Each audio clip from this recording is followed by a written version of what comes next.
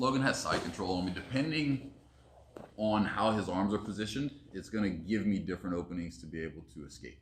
All right, but my arms always want to be on the inside.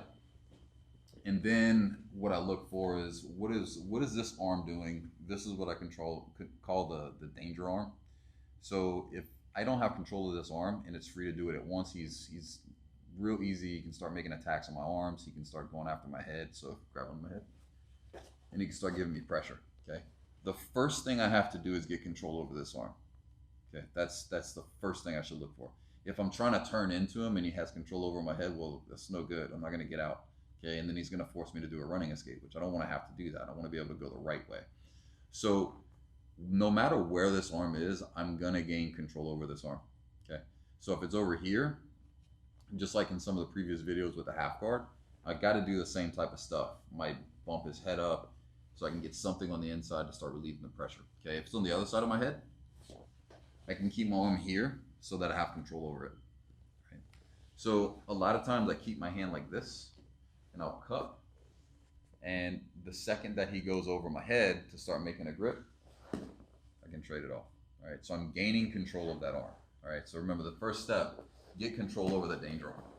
All right. Remember the danger arm is defined as the arm that's closest to my head because it's going to put me in danger if he grabs a hold of my head. So it doesn't matter if I'm controlling that arm by pushing it away or pushing it away. Either side, I just have control of it. Okay. The next thing, if I'm trying to set up my position properly, it means that I'm trying to face towards his hip to keep him in front of me. Again, if I have to run away from him, I will. I don't want to. I don't want to do the running escape. I want to be able to either recover my guard or be able to get to my knees. Now, once I have control over his danger arm, as here, maybe he starts grabbing under my head and I have my control, he might pressure back into me to keep me flat. Okay. With this control, it's very difficult for him to flatten me back out because he doesn't have control over my head. All he has is my hips. So if he's controlling my hips, it's really hard for him to stop my shoulders from making that turn. Okay. So if I think about my body as my upper body and my lower body, one is going to turn first before the other. Okay. So watch, come over for a second. So if I turn to face him and I'm trying to recover my guard, or if I'm really trying to go to my knees, my hips can turn. Okay, so if you notice my shoulders are still flat, but my knees are facing him. Sometimes, watch, push my knee this way.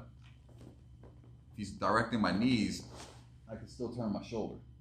Okay, so one part, either my upper body or my lower body, is going to turn to face him first. Okay. If he does not have control over my head, meaning I'm controlling his danger arm, I'm almost always going to be able to get my shoulders to turn.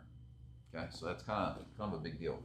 So if I'm here, now I got to start making my bridge so I can start turning my shoulders and my hips to face towards his body. I need my front side facing his hips.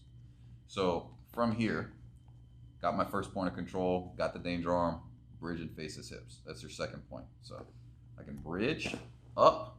When I bridge up, it creates space between my body and the mat.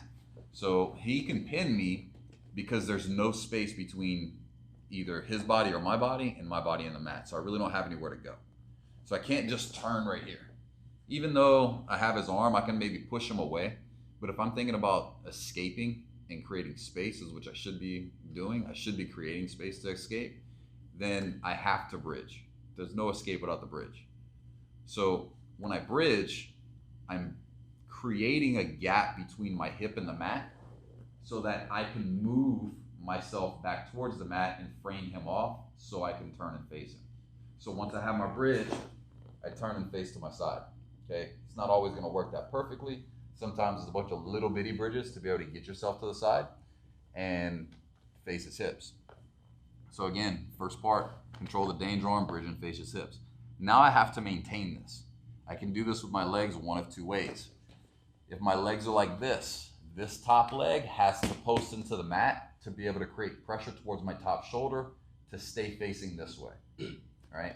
So as he drives in, I have to keep that pressure on the mat here, driving into him, making a frame with my arms. All right. The other thing, if I can go belly down with my hips, this is gonna stop him from really flattening me out as well, because it's still enforcing that I'm driving this top shoulder into him, okay? If I'm late on posting my foot or getting my legs to that belly down position and he's starting to like rock me back over, drive, right? If that's happening, I have to be able to strengthen those two positions up more to be able to stay sideways.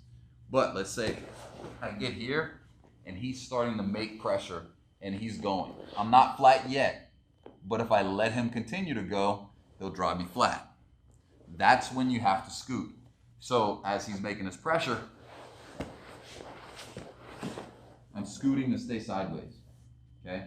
Walk your shoulders back, scoot, stay sideways, and don't let that guy flatten you out. Once you can maintain that position, the last thing you're gonna do is be able to make an underhook with your top arm, right? So I've gotten to this point.